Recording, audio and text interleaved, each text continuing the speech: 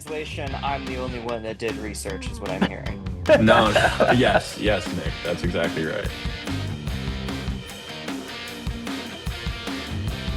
Welcome to Center Cup. I am Kyle Muserino, joined as always by Will Neary and Nick Newmeyer, and it is preview day today. We will run through the HSBC Women's World Championship, the Investec South African Open Championship on the DP World Tour, and we've got the Korn Ferry Tour back with the 119 Visa Argentina Open. But first, we will start with the Cognizant Classic, where it's going to be a true sickos weekend for us. We've got no top 25 world ranked golfers, only eight of the top 50, but we do have Brooks. So, Nick, sell me on the Cognizant Classic this week. What are we looking for? I get this cool bear behind me. Um, that's no, this is good. This is a filler week. Like let's not sugarcoat it. This is definitely a filler week. This is a week where players can maybe take a week off and just sort of relax. We thought we were gonna get Bridgman or Jacob Bridgman in the field, and he obviously withdrew. Kind of saw that one coming, but yeah, I think this is definitely. Not to say that I don't like it. On the contrary, I think this is amazing. I think one of the things that obviously Tiger Woods got into a bit of a trouble with, but people were quick to point out what he was saying about there being less tour cards in coming years. And I think that really sort of eliminates what makes tournaments like these special. Whereas you're not gonna get the big guys in this field. You're gonna have the storylines. You're gonna have sort of the up and comers. This tournament really lends itself to them. And so, even though I don't know what the hell is going on most of the time, I'm excited for it. Yeah, I'll reiterate pretty much everything you just said. It's like, dude, I think I said this to both of you before we pressed record. Like, trying to pick anybody to win this tournament was like the most difficulty I've had doing any sort of golf research, any sort like in a long time. I mean, I completely agree. This is a good course, but this week is not for us. This is for these guys to try to these guys that are on the bubble for major championships that like are looking for exemptions, looking to boost their OWGR, whatever. Like this week is for them and not for us. And I had no idea what I was looking at when I was trying to parse through this stuff. But like it's a fun it's a very fun tournament. I'm excited to watch it. There's probably going to be drama between some random guys who we've never heard their names, but can't wait. So yeah, it's kicking off the Florida Swing. It's of course in Palm Beach Gardens. So we know one of the guys that people are going to have their eye on is Brooks. He's making his second tour event of the year, correct? First since the WM Phoenix Third, Open. third, Third, yeah. The third of the Farmers was the year. first, yeah. Okay, yeah, yeah. Farmers was the first. So his first since the WM Phoenix Open a few weeks ago. So it has been a little bit since we've seen him play. What do we think? Is Brooks have a shot? Does anybody think he's gonna crack the top 10 here? Anybody want to pick him to Uh, win? What do we think? I don't know. I mean, he has a shot, as much as any of these guys have a shot. He's a great golfer, we know that. But it's his hometown event, like you said, West Palm. West Palm Beach, Florida is, where he calls home, where he grew up. So there's that to it. Which is a storyline if you want to make it one. But he hasn't played this event since 2022. He's got a couple good finishes. I think a T2 in 2019 is kind of the major highlight there. I don't know. It still feels a little early to me. I mean, but this is like if you think about if you're Brooks, this is the one like where you're kind of he's probably had his eyeballs on this one since he was coming back to the tour saying like if I'm gonna find my way into some of these major championships through these wins, like I guess he's got major championship exemptions through his past major wins anyways. But if he's gonna find his way up on the OWGR and try to get himself into the tour championship up in the FedEx Cup ranking somehow, this is gonna be how he has to do it, right? So hopefully he's able to. I don't think we've seen anything out of Brooks in his two starts that like indicated to me that he's the guy he was 5 years ago, at least yet. I mean, there's still plenty of time, but for sure. I mean, this is the like we said. I think when we talked about Brooks coming back, his mindset has to completely switch from what it used to be, where he could target majors and he could basically say like, "This is when I'm going to make my dough, and I'm always going to be in these things and whatever." his mindset has to switch to being like, I'm going to win the Cognizant Classic in the Palm Beaches this time, and you know, beat out the what Ryan Gerards of the world to get to that podium and stuff like that. So it'll be interesting to see how he approaches it. He could win, who knows? But I'm not picking him to win. I'll put it that way. Yeah, I'll echo that. I think was not sold at all what I saw in Phoenix. Obviously wasn't a good result there. Farmers was average at best. So I think we're definitely not getting, world number one major winner Brooks Koepka, and I think he knows that too. I think he mentioned like this was one of the tournaments he had circled when he first announced his return, and I think that's a big one because like you said, Will, he's gonna have to grind. Um he's not gonna be able to just like ride his previous success. He's gonna have to grind and get what he deserves basically, and he's got to deserve it first. And I think him coming here shows that coming in here from the start. He's not coming here because he is coming here because he has to, but he's coming here because he wants to, and he's fully bought into the process there. And so I think it's encouraging to see him play. This is certainly, I think, no disrespect, but if we were gonna see a good result, it would probably be in a weak field like this one. I think this certainly the field lends itself to him a little bit more, but. I don't know. He's gonna be like you said, I think it's a storyline if you want to make it one. He's the only reason I think we're talking about him is because he's a major winner in the past and he's a big live name. And so I think he is not merited that level of tournament contender for me just yet. Yeah, Kyle, go ahead. Sorry. No, I was just gonna say I mean, it's literally just the name and the brand recognition of it being Brooks Koepka that makes it interesting, and the fact that we just haven't seen him play a ton on the tour, obviously, and even since he's been back, he's only played in 3 tournaments so far. So it's just interesting. It's something to that we're gonna want to check in on, I'm sure, as Thursday rolls around, and one of the bigger, if not biggest name on the tour card. So. Who else are we looking towards? I know we've got Will Zalatoris here, Blades Brown, who has played Yeah, well to start the season so far. I do want to before we get deep into the to our favorite guys who I have like none of because I have no idea what to do with this tournament. I do want to talk about like a little bit about I think what's interesting in a week like this where you have such a weird field and so few guys in the top 50 is like it made me think a lot more about the course this week just because I was like, well, we got to find some interesting stuff to talk about. And this is actually a good course for that, I think. Obviously, the bear trap is really interesting. Um, and I'll touch on that in a second, but it just I'll just get right into it. So basically, it's the last 3 holes. I'm going to include the fourth hole because it plays really fun on Sundays, and I like what they do with the pins on these holes. For those unfamiliar, I'll do it really quickly. Hole 15, par three. Hole 16, par four. Hole 17, par three. Hole 18, par five. And like pretty much every hole on this course, the water is like incredibly involved. There's water everywhere here. I guess that's kind of the nature of being in Palm Beach County in Florida, but. I mean, like hole 15 is a par three over water. Hole 16 is a par four where there's water right, and then you have to go over water to like not an island green, but a little peninsula type green. Hole 17, another par three over water. Hole 18 is a par five with water right the entire way. And I wanted to just talk about a little bit about like how they make courses like this interesting and for tournaments like this because I was just looking at what they do with the pins on Sunday in the bear trap, and it's pretty interesting because, like on hole 15, for example, which is like an 170-yard par three, they can extend it by putting the pin back, or they can put the pin all the way front up against a bunker in the water. And there's 2 different ways where they can make it kind of difficult. They can play almost 190 yards all the way back, which they did in 2024, or they can put it at around 175 to 180 yards front right. It's kind of diagonal, so front right is still a little bit farther back than some other pin positions might be.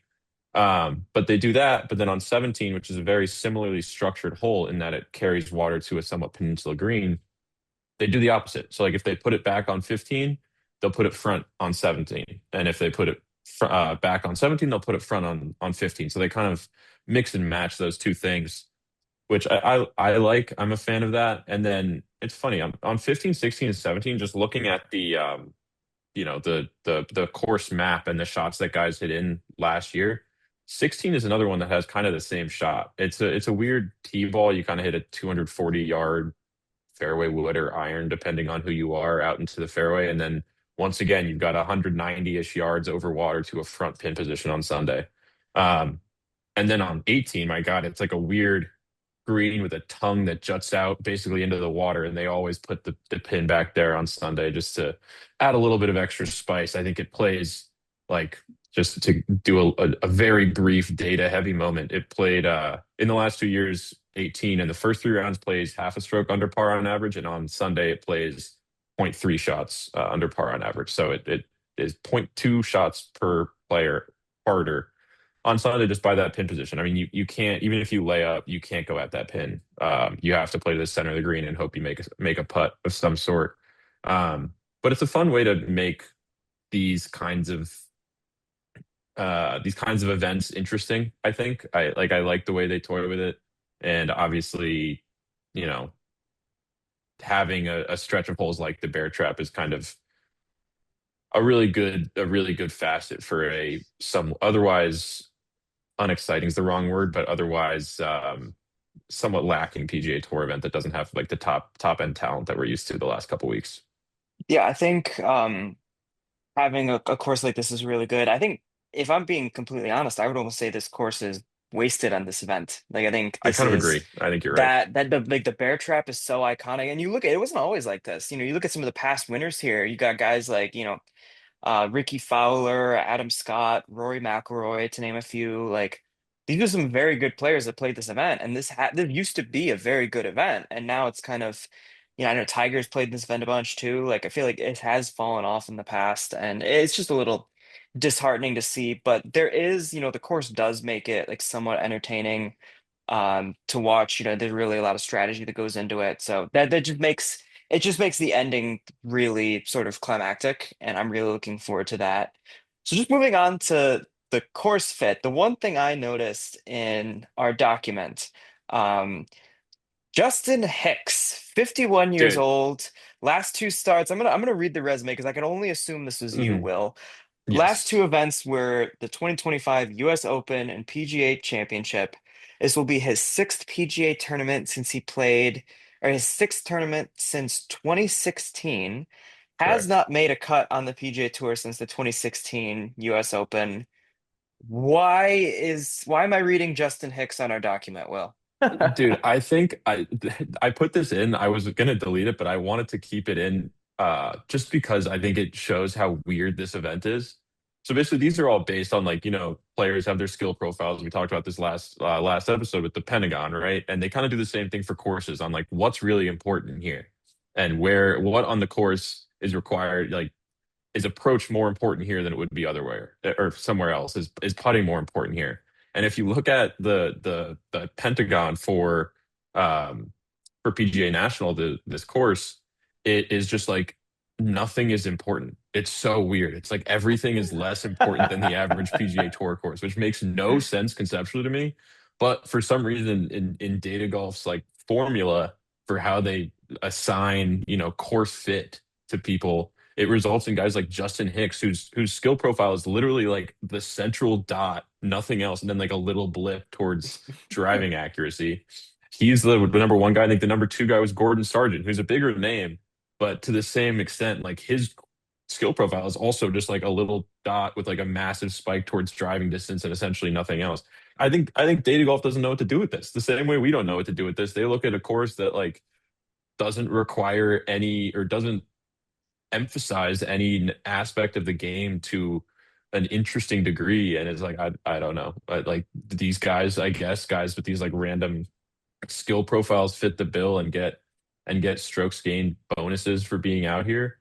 That is to say, like I am not putting any eggs in my Justin Hicks basket this week. Like I don't give any credit to this week just because, but I left it in there because I was basically like I'm glad that I'm being backed up by data, like I don't know what the hell I'm doing with this tournament, and apparently neither does like Data Golf, because I mean obviously like they have their formulas and their models that project winners, and those make a hell of a lot more sense than the course fit model does this week. But just purely looking at that, I was like, wow, I mean it clearly does not really know how to assign when a course doesn't emphasize any aspect of the game. Like, how are you supposed to pick somebody who outshines somebody else? It's just like, I don't know, pick a guy. And that's kind of what Nick was talking about too. Like, we get like Joe Highsmith, Austin Eckroat, Chris Kirk are the recent winners of this tournament, and it's just kind of a representation of like, I just don't know what to expect this weekend.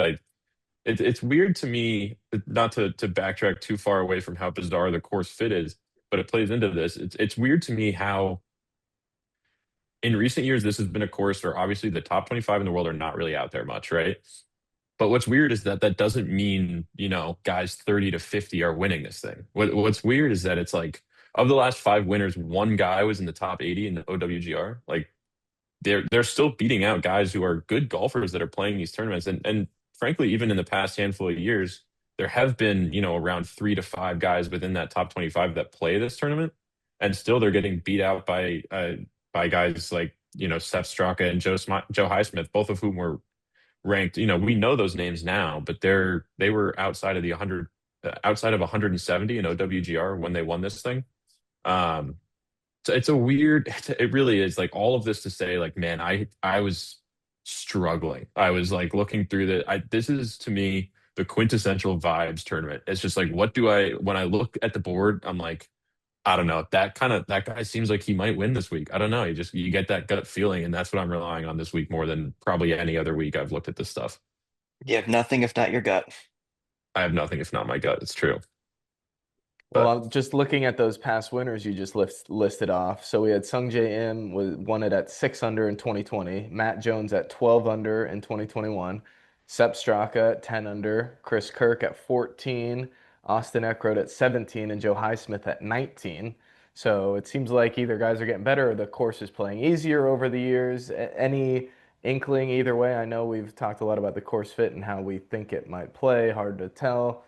Any idea how far down these scores might get, or Um, I'll go quick. I think it's in part, this is not all of it, obviously, because you saw Chris Kirk put a 14 under in 2023. In 2024, they added another par five. They when they switched from the Honda. So obviously this was previously the Honda Classic. It rebranded to the Cognizant in 2024. And the change that they made was making the 10th hole, which was a long par four, into a pretty easy par five. So that adds, I'm not going to say that it counts for five shots from Chris Kirk to Joe Highsmith's winning scores, because it doesn't really. But obviously, guys are getting better. But that is part of it as well. Like, in that slight gap there, that they also didn't extend the hole that much. I think it was around 500 yards on the dot pretty much every year when it played as a par four, and now it's extended back to 550. But in 2024, it played at like 520, and last year was 550. This year it'll be 550 again. So it is not. None of the par fives on this course actually are difficult beyond the 18th on Sunday, which still plays under par because it's a par five and these guys are good at golf. But um, yeah, it's that's some of it. I think we're reaching diminishing returns though. Like, I don't think we're going to see a 24, 25. This isn't like what we saw. What is it? The Amex when Nick Dunlap won it like 27, 28, 29 under, something like that a couple years ago. I don't know why that is the one that sticks in my head for some reason, but the Century too, like that. These kind of tournaments where that are absolute birdie fests, I don't think you quite see that here. If you look at the hole by hole over the past couple of years, there are a lot of holes here that play over par. A lot of the par fours play over par. All of the par threes play over par. We talked about the two on the back nine, the two on the front nine are just long. They're like 200 yards and 220 yards. Um, so there are holes. This course is really just like, if you don't take advantage of the par fives, you're screwed. I think it's the par fives played for a tiny bit more data, just for a little giggle. In the past 2 years, the par fives in all rounds played on average 1.65 strokes under par, and the course as a whole played 1.35 strokes under par. So it's like, you really have to take advantage of those, because you aren't likely to make up a ton of ground on par threes. You aren't likely to, you're probably going to stagnate on par fours. It's really par fives that you have to take serious advantage of. So it could be scoring, could be, probably could be a bit easier. Um, with these par fives, I think you mentioned, yeah, these are good golfers. They're going to find a way to shoot these low scores if they want to. So I think Mhm. we could definitely see some low scores this week. I don't think we're going to break into the 20s, but I'd say mid-teens under par is probably a fair guess. Yeah, I agree. I don't know. I've been putting off getting into the names. Should we talk about a couple names Yeah, let's Yeah, go for it. honestly, before we might we as at some well. point we have to? Again, I was gonna say like I think I mentioned this, but the names I'm looking at are like vibes names. This is not, I don't really have great course fit reasoning here for some of the guys I put down or that you guys want to talk about. I don't know if you felt differently, but the guys I wrote down were purely guys that like scrolling through the leaderboard, I was like, oh, that's interesting. Like there's I'm curious to watch how he does this week because I can take something from it. I feel like those are really the guys that I put in as storylines. And we talked about the first guy, Brooks Koepka. I just want to see what he can do. Um, I don't know if either of you want to talk about any of the other ones I put down. I'm happy to jump into any of them as well. I think I'll take Blades Brown quickly, Kyle. I know you mentioned his name off the top. Um, we know him pretty well at this point. 18 years old, turned professional when he was 17. Hasn't actually logged a professional win. Had some decent success in the Corn Ferry, but the headline there was the his performance at the Amex when he played 8 straight days of golf from Corn Ferry to American Express and shot a 60 that should have been a 59 at the Nicholas Tournament course during the Amex and ended up in T18 with a 74 in the final round. That was pretty disappointing because he was looked like he could compete for the win but wasn't able to. But this is one of those events that you kind of see guys like Blades Brown, you know, it's similar to what we saw to keep bringing up Nick Dunlap, and it won't be the last time I bring him up today, by the way, but to keep bringing up Nick Dunlap, what he did at the Amex, what we saw Luke Clanton do at a lot of these events in 2024 and early in 2025. Like these guys that are young, really good at golf, have, exemptions into events like this. It's the kind of event where you can see guys like that really rise up and grab a top 10 and try to establish themselves and get themselves into some upcoming events too. Yeah, I Nick, think anybody for yes. you? Scrolling down the list, we got Will Zalatoris. Never played this event, but he's someone that I've had my eye on a little bit since his return this year. Um, he's someone that, obviously Tiger Woods has an eye on as well. They went through very similar procedures, and I think Tiger has about 20 years on him in terms of age at least, but is obviously similar procedures, similar recovery, just obviously a bit of different age. Um, someone that, just looking at what he's done this year, T18 at the Amex, not bad. Didn't have the greatest showing at the Farmers. Not currently in any major championships this year. Currently sitting outside the top 250 in OWGR. So fits that course model of outside 170 winning. Um, I'm not really expecting anything big out of him, but it's just someone that, it's a good storyline of someone that was very good, looked to be in the major contention for many years to come, but just injuries got in the way. So he's someone that I'm hoping that I'm hoping he can come back and sort of reach that potential that he had before. And I think I'm not expecting a great weekend, but certainly a good weekend would be amazing to see. Yeah, I to add on to that, I think the bummer with Will Zalatoris is that people who haven't played this event before very rarely win it. I think the last time it happened was like Rory Sabatini in 2011, if I remember what I was looking at a I couple hours mean, ago. silver medalist in the Olympics, Roy Silver Sabatini. medalist in in Tokyo for like the weird randomest. Still, I saw that when I was looking at Rory Sabatini. I was like, there's no shot. They got the wrong Rory. I don't know. Um, by the way, back-to-back winners named Rory at a tournament here in 2011, 2012, Sabatini and Oh, McIlroy. That's got to have never happened anywhere else, right? Um, that's my diatribe. But anyways, yeah. So this tournament doesn't really lend itself to guys who've never played winning, which is a Oh, bummer I for Will think, Zalatoris. did you But not say the same thing last week until I Jacob know. I think that's Frisman? just a golf tournament, Yeah, Jamie, that's to be honest totally with you. Like 100%. that's just how it goes. But I will say I'm interested to see what he looks like off 2 weeks rest. I think, he came back, looked good at the MX, played the next week I believe it was the Farmers. And yeah, at the Farmers and just didn't look great. It looked like I think he was just off with driver, just didn't really have anything, honestly.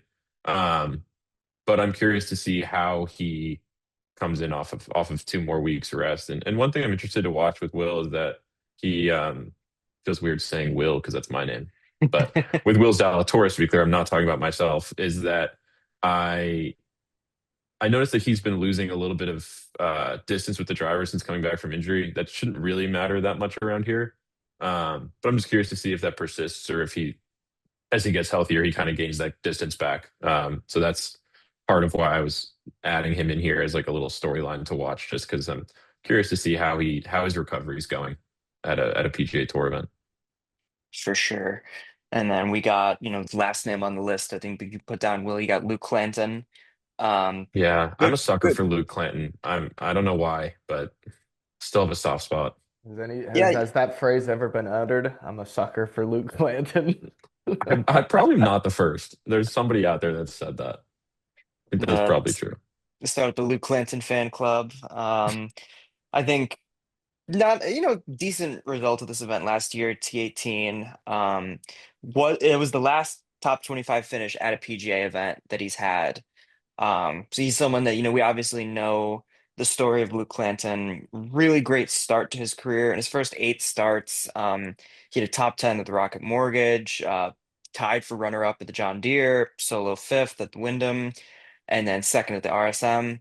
So very good amateur, or very good start to the career. Um, 2025, successful, but couldn't find as much of that success.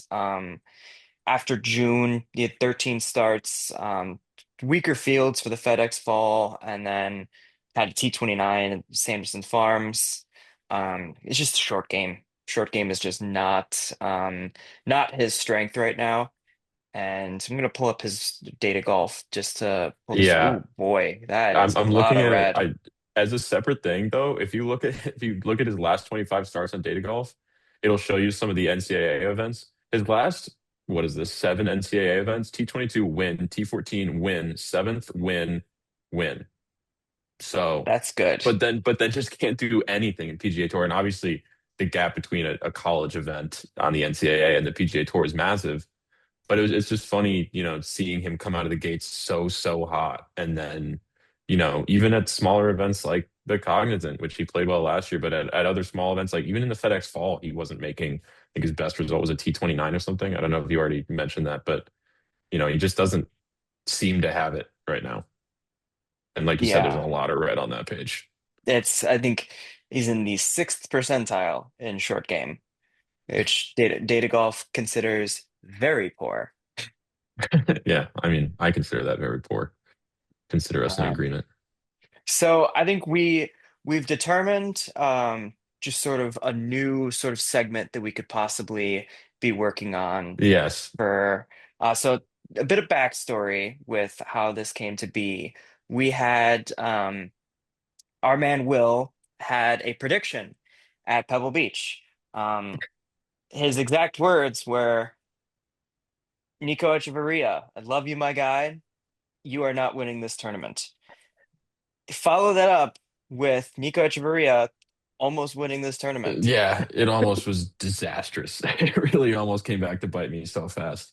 And so last week, we asked Will to kind of follow up and see if he could maybe help someone else out. And at this time, he was a bit better. He predicted Garrick Higo was not winning this tournament. He Garrick didn't. Higo finished DFL by 5 strokes. That was a snide, I So will say. Great call. If I can't pick winners, I'm just glad I can pick the DFL guy. But I wanted to rebrand it a little bit. I wanted we could to, be a little nicer. yeah, exactly. I don't want to make it the you won't win.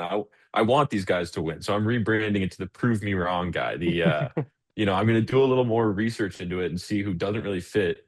Obviously, again, this week was just like God, nobody fits. I don't know. Like, I guess who did we say was the guys that fit? Justin Hicks, you fit. Congrats. But I couldn't pick my guy Justin because he's actually not going to win. So I'm rebranding a little bit to try to open my arms to these guys and not blacklist myself from PGA Tour media because I feel like that's probably So not a you don't great get call. the Anthony Kim tweet from one of these guys. Who knows? Maybe they win and Hey, they thank you, Will Leary and Senator Cup Pod. exactly. Yeah. As At long as they Malvin Golf. also at Malvin Golf. Yeah, exactly. But yeah, so we're gonna do this every week and see how it goes. I'm This prove me wrong guy is kind of in the same vein of the guys we talked about already, where it's more just like I'm really interested to watch this guy. I don't have particularly high hopes for this event specifically, but I hope he proves me wrong and turns it around. We're gonna go with Nick Dunlap this week. I talked about him a little bit, mostly in complimentary fashion towards his win at the Amex in 2024 as an amateur, which was one of two wins he had that year. Barely missed out on the tour championship, but then like pretty quickly took a turn for the worst. Worse took a turn for the worst, not worst. Uh, Tallying only four top 20s in the 2025 season across 25 starts, which obviously includes a lot of these smaller field events, less talented field events. But he was as high as 30th in OWGR when he was notching those two wins in 2024, and he is well outside of that now. I think I've got the number exactly somewhere, but I don't see it, so I'm not gonna pull it up quite yet. But he is about as bad as you can get off the tee. Like literally, I think there's a chance. Like this is not an exaggeration. There's a chance that we might be better drivers of the golf ball than Nick Dunlap has been in the last year, which is really weird. I haven't been able to find like specific reasoning for this beyond what he's said, which is just that a full-time PGA Tour schedule was really, really tough on him. Like that's kind of the excuse for the change in game that he's given. Excuse is the wrong word, but the reasoning for the change in game he's given is just that like this full schedule has been really brutal and it was hard for him to adjust. But for a little context, like when he came on tour, he was gaining strokes and driving distance, but wasn't particularly accurate. But that's like half of the PGA Tour right now. That's like what you see, right? You get guys that can hit it far, make up for some wayward drives with approach play, and they're close enough to the green that they can hack a wedge out of most of the rough in these events and get themselves on the green. Which is kind of how he won the Amex. Like if you remember on the 72nd hole of the Amex, he blasted 170 yards right and way down there because he had room to do it and got himself on the green and got out of there with a win. Um, but so weirdly in 2025 he just like lost all distance with not much explanation, which like I totally understand PGA Tour schedules being tough on you, and I can't imagine what that's like. Obviously, I'm not lucky enough to be out there doing this every week, but he and by lucky I mean talented, to be clear. He did just like completely fall off, and in 2025 he hit 51% of fairways, which is 178th out of 180, and he was also 125th out of 180 in driving distance. Which like you can't have both of those things be down there if you want to compete on the PGA Tour. You gotta, if you're gonna miss fairways, you gotta be long, and if you're gonna be like, and that's kind of it. Like if you're gonna be short, you gotta hit fairways. There are guys that do it, like Lucas Glover, shortest on tour, but hits fairways and is a really, really good iron player, so he can kind of make up for that gap.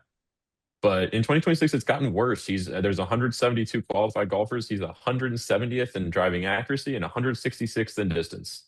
Just truly hard. He's below 50% in fairways in 2026 so far. Truly hard to like fathom how that change happened. Like I'm honestly a little confounded by it. Like I'm sure there's a good reason. Maybe there's more injury to it than he's been willing to disclose. Maybe there's several other variables. Maybe it is just the PGA Tour schedule, but it is one of the weirder cases I've looked at. I feel like in terms of how his game has evolved from a really good amateur to what we see now. But in terms of recent form, he like I said, not playing great in 2026, withdrew from the American Express after going 7 over through 2 rounds, which you might ask why withdraw after 2 rounds, but the Amex is cut after 3 rounds with an undisclosed injury. And he was among like four withdrawals this week. That week, there was like the sickness going around that took Ludwig Oberg out of the tournament as well. So it's hard to, but it was denoted that it was an injury, not an illness. So unclear, really. But he's a guy that I would love to see like play well. I would also just love to like understand better what's going on. And this is the kind of event where you never know who wins these things. Like guys can turn around and find their form. He could have a week where he hits fairways, and it's not a terrible approach player. Like if he can find fairways and have a decent approach week, like he's got a chance to find his way up this leaderboard. And he did, he had I believe it was his first start this year, like wasn't truly abysmal. I can pull up his data golf profile, I believe, like at least after the first, yeah, T61 at the Sony, so not great, but I believe he had like a good round in there. His approach play was positive, just off the tee, terrible. So one of those guys that, like I said, this is my prove me wrong guy this week. I really truly hope he can prove me wrong and turn this around and not even necessarily refine his distance or whatever, but just, balance that out. Like if you're going to be short, we got to hit fairways, and if you're not going to hit fairways, you got to be long. So somebody I'm really interested to watch this week and next week and whenever he gets the opportunity to play. Obviously, doesn't necessarily have status to be in a lot of these bigger events like the last 2 weeks, but my fingers are still crossed. My hopes are not high, but they're not on the floor yet. I'm optimistic that he can refine what he had, maybe as he settles into a PGA Tour career rather than, first year after winning as an amateur and having all these expectations on your shoulders. So we'll see. Prove me wrong, Nick Dunlap. I really hope you do. Yep. Still only 22 years old. Yeah, So yeah. I've got 4 years on him, which makes me a little upset. Can't imagine how you feel, Kyle. So it's Not good. A lot of room for yeah, him to grow, let me tell you. yeah, that's for sure. So we've talked about so many guys in this tournament. I think we've touched on a bunch of the names who we might see play well and guys we think could win and guys we have no idea how we're going to play. The favorites right now, Shane Lowry is the favorite who we didn't really touch on. And I don't know what if there's anything you really want to say about him, why he's even the favorite. he's the highest ranked in the He field. he's the Yeah. best golfer in the field, and he's got good experience here. I gotta dig it up. It's somewhere right here. He's T11 or better in each of the last 4 years, including a top five in 3 of those years. So there's your answer. But like worth noting, he didn't win any of those years. Like I said, like these guys hit in the last handful of years at least, like the guys at the top of the best players in the field in theory have not won this thing. So it's funny looking at odds boards and without Scotty and having the favorite be almost plus 2,000. Both Shane Lowry and Ryan Gerard are favorites there, instead of like Scotty at plus 270 or whatever it usually is. But yeah, I mean that's why Shane's up there at least. Boring pick though. I will besmirch both of your names if you pick Shane Lowry this week.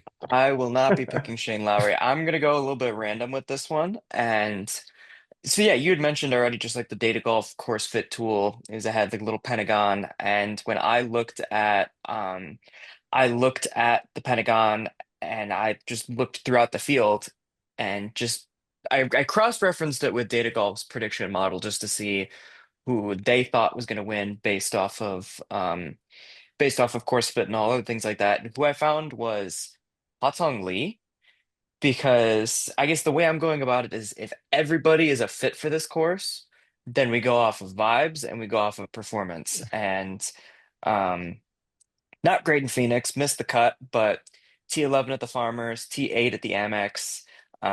Finished off the season on the European Tour, the DP World Tour, sorry, with T8 at the Tour Championship and then T10 at the Nedbank Golf Challenge.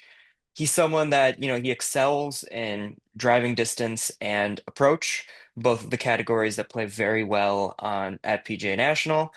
And he's just hot right now. And he's someone that is playing well. And if you're gonna go, if everybody is good for this course, you might as well pick who's going hot. So I'm a big Hot Tong Lee guy this week, I guess. Is it Zoolander? He's so hot right now. Is that Zoolander? Did I make that Yeah. up? Yeah. Okay. I've never seen Zoolander, honestly. That's Oh, insane. We goodness. got to I change know. that. Yeah. Unacceptable. Yeah. To be fair, I haven't seen it, but that's all I could think of the second you said he's so hot right now. I'm like, oh, okay, well, that Yeah. ruins anything Nick is going to say for the next 10 minutes. But I The, like How Tongwei. That's not a bad pick yeah, at that's a all. good pick. This seems like a week. I don't have my official pick yet. I need to dig in a little more. But this is the He's the week people, Kyle. for me where I'm sprinkling like $5 on 10 guys with all these Yeah. crazy, Yeah. plus 2,500 or greater odds. It's just like let's just sprinkle a bunch here and hopefully one of them hits. That's my strategy here. Yeah. I feel the same way. I'm gonna, if you want to see our official picks for me and Kyle, at least you got to go on our Twitter, go on our Instagram. You'll find them later today or tomorrow. Little plug there, but Kyle will tell you where to find those later on. But We got to tease you with those a little bit just to yeah, just to keep you yeah, coming back for us. can't So give you everything. translation, I'm the only one that did research, is what I'm hearing. No, no. Yes, yes, Nick. That's exactly right. No, I truly like I keep looking at this and like I want to pick Michael Thorbjornsen so bad. Just I because knew I you love Michael Thorbjornsen. would. Go Ball Didn't play well Frogs. in his last start. Go Ball Frogs. They did not win last night. We don't need to talk about it. Um, Atlanta Drive's pretty good. But anyways, he played really well. Should have won the no, not should have won. That's not fair, but had a really good opportunity to win the WM hmm out in Phoenix and didn't. Choked on 16 and 17, I believe. Um, but again, it's just one of those ones where it's like, man, you're looking. I'm just like, my gut's like, no, it's gonna be somebody weird. Like I just looking at this, I'm like, it's not gonna be. It's gonna be a name where I see them near the top of the leaderboard. I'm like, oh, that guy, right? Like it's the Thorbjorn Olesens or the Rico Hoey, like these guys that are good golfers have played well on the PGA Tour before, but just are going to show up in an event like this. I'd love it if Zalatoris is up there. I really would. I think that would be really fun. I'm not going to go through every single guy here. Don't worry. But there's a lot of names like in that, somewhere between outside the top 10 or five, but inside the top 25 that are really interesting this week. Um, Before we move on to anything, any other tournaments, I do want to quickly shout out another thing to watch this week is we talked a little bit about it before, but the Aon Swing 5 and the Aon Next 10. We are now back at a non-signature event, obviously. And basically the way the Aon Next 10 works is we talked about it before. It takes the 10 guys from the FedEx Cup fall and provides them exemption into the signature events. Now that we've gone past these first two signature events, it actually just takes the top 10 players who are not otherwise exempt into the Arnold Palmer Invitational, which is next week. So start getting excited for that already. From their FedEx Cup points in the 2026 season, the top 10 guys there get exemption into the Arnold Palmer. So basically, the next 10 is supposed to reward long term, sustained good play, and the Swing 5 is supposed to reward shorter term, like bursts of really good play. And some of the guys in the Swing 5, Thor Bjornsson, Nikolai Højgaard, Hao Tong Lee, Stefan Jaeger, and Kevin Roy, those are the guys at the top right now that, provided they don't get jumped, should be in at the Arnold Palmer. And then, not all the guys in the next 10 are playing because, like I said, it involves the signature events. So you got Jake Knapp, Minwoo, Pearson Coody, Ryo Satsune, Adam Scott, Aldridge Pocketer, Matt McCarty, Sahith, Patrick Rogers, and Andrew Putnam. I don't think those guys are in the field this week, but it is worth, monitoring some of those guys in the Swing 5 and just outside of it on, maybe somebody can jump them, get themselves into the Arnold Palmer, or maybe one of those guys wins and stays hot. But just worth keeping a very very slight eye on. Keep it in your peripheral vision, like over here somewhere. Doesn't need to be direct eye contact, but For sure. And I think the one thing that I thought of, I'm obviously the resident TGL like old head here. Like I've never been one to really follow, but I think the one thing that I didn't even mention that probably could have been some newsworthy is we saw the return of Justin Thomas to competitive I or know I was thinking do the I same do I thing. even say the return to competitive golf? But Yes, you do. um Are you kidding? Did you see that stinger he hit on the stinger hole? That's competition right there. I Speaking mean, of, we need to talk a little bit about Michelle Wee West coming out of retirement to play WTGL. Like, can we really qualify that as coming out of retirement? Like, the that's more retirement, I think. That's retirement exclamation point, capital R. Like, that's even more. That's about as good as it gets. That's about as retired as you can be. yeah, I mean we could say the same thing about Kevin Kisner, I guess. We could. But yeah, obviously we saw him back, or by him I mean Justin Thomas. We saw him back last night. Mentioned that he will be making his return to competitive golf at the Arnold Palmer. Um, Sports better when Justin Thomas is playing good. That Yeah, that's just simple. Yeah. absolutely.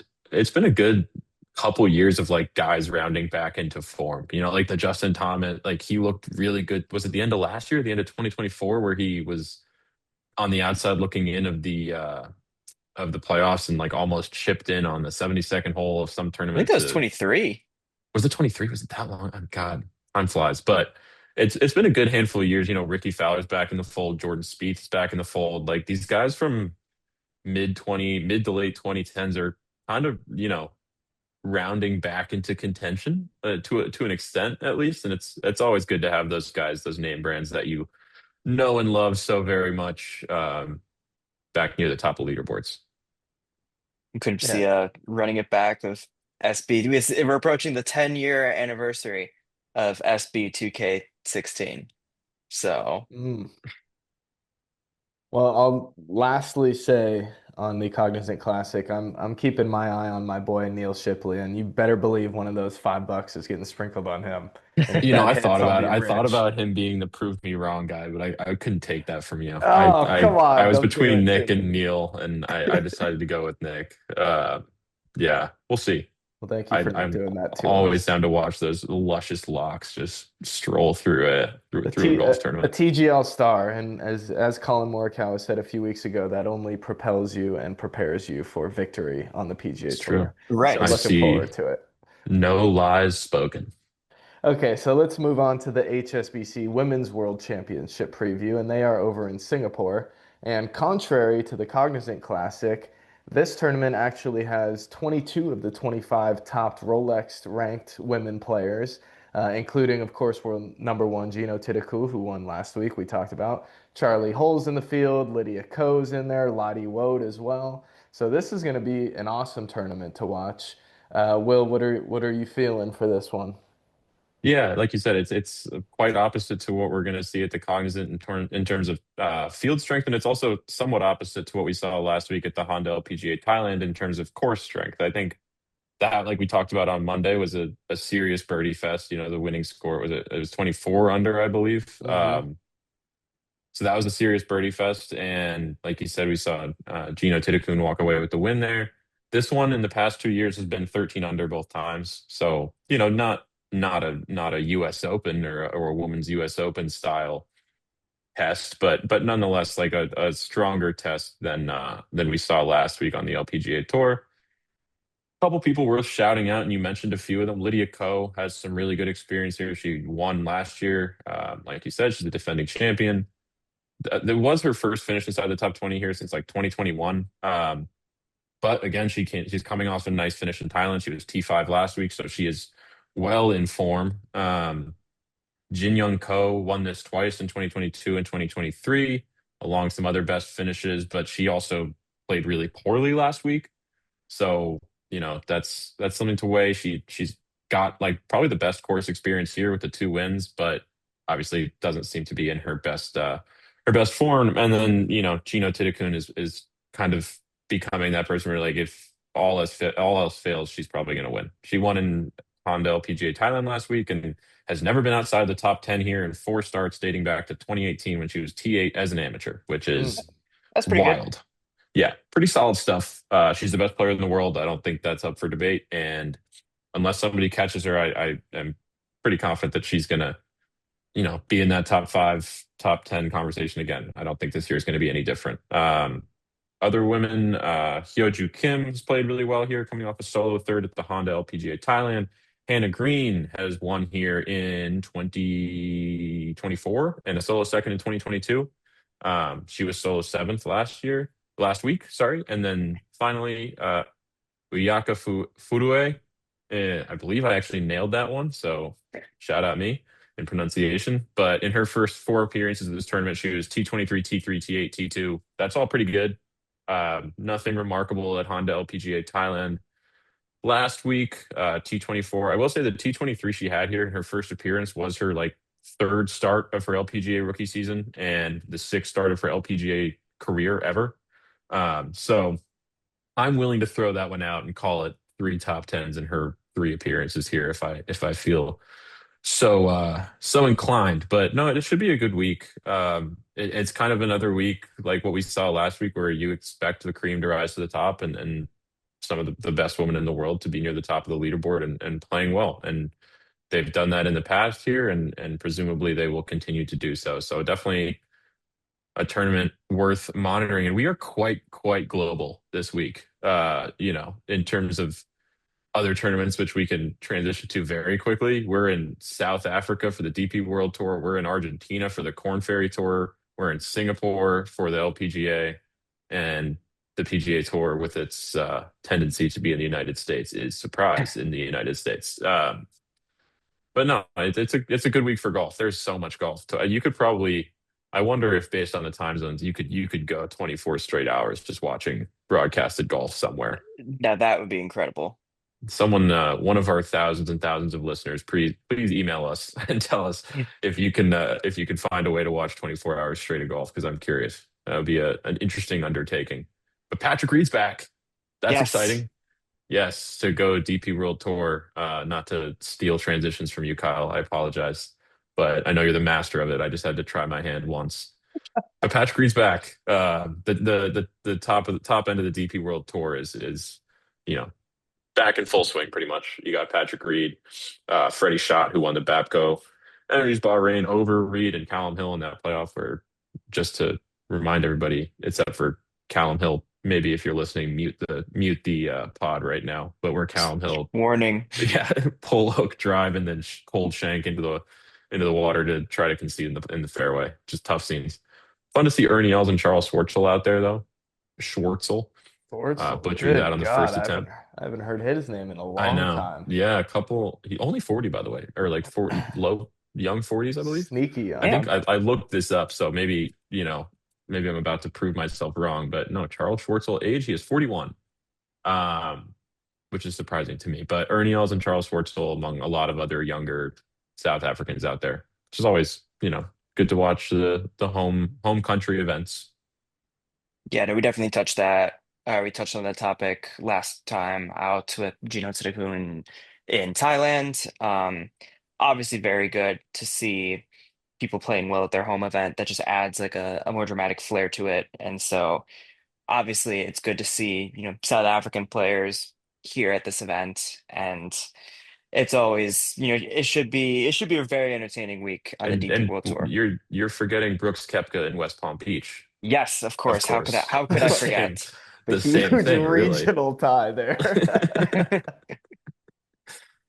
Yeah. Oh, that's a good one. Uh, that's about all I've got on the I think Korn Ferry Tour. Like you said, Kyle's at the Jockey Club in Buenos Aires for the 119 Visa Argentina Open. Excited to see who wins that one. Yeah, Yeah, that'll be good to follow. I'll say one thing about the LPGA event, just if we're going to talk betting like we do on our Hmm. PGA Tour events. Lydia or Gino's getting the Scotty treatment. So she's Yeah, at plus 340, and then the next best odds are Charlie Hull at plus 1600, Lydia Ko's at plus 1700. wow, So Gino's really getting the Scotty treatment. Her to finish top five is actually minus 125. So she's that's jeez. crazy. favored to finish in the top five, which is insane. Your best bet, I think, is first round leader. You can get Gino for plus 1100, Intriguing. which is interesting. But if you looked at her last week, she didn't really take over until I think the third Right. round. She was still down halfway. So I'm guessing that's an ode to kind of the way she plays, and maybe she's a little bit of a slow starter. So a couple That's interesting really things. the It's Scotty treatment slow starter. I mean, yeah, I mean they're she's one and the she's same. yeah, except she's actually finishing. So I Yeah, guess she's just doing it a it's little true. better than Scotty. So Yeah. that's a good tournament preview. I think we hit on a bunch of good stuff there. Love it. So let's see. Next on T. So we've got, of course, we'll be back to regular scheduled programming. We'll be back on Monday, recapping everything from the weekend. I'm sure we'll have a lot of exciting stuff to talk about. As we've mentioned, there's a lot of golf that's gone on, um, starting to on Thursday. So that's going to be really exciting. And then Wednesday, we will have our preview episode, of course. We've got another signature event with the Arnold Palmer. You going to Mulligan there? That's a He's tough one. rolling over in his grave somewhere Uh, trying to there's correct you for that one. there's the intro for today, I'm afraid, right there. So we will be previewing that, and of course we've got our picks coming out. So Will and I still have yet to give our official picks for this week. So I know people are going to be anxiously waiting for Of that to course. drop. I'm sure that'll come around noon Central Time tomorrow, if I'm not mistaken. I believe that's So right. go to our Instagram, check it out. Our Twitter is at Center Cup Pod. Our Instagram is at centercup.pod, along with our TikTok. Gosh darn it, that got changed. And then email us as always, centercup.pod at yahoo.com. Any Especially final? if you're doing the 24-hour golf Yes. extravaganza. Yes. Yeah. Anybody trying Tell to me how to watch do for that. 24 hours? Will is going to be trying to do that this weekend. So if anybody else wants to do that, we might have to do at some point a live stream where we just watch Will sweat out one of his my guys. Oh, yeah. Next time they're up near the leaderboard or near the top of the leaderboard, I'll Yeah. go So live on TikTok. You can tune in.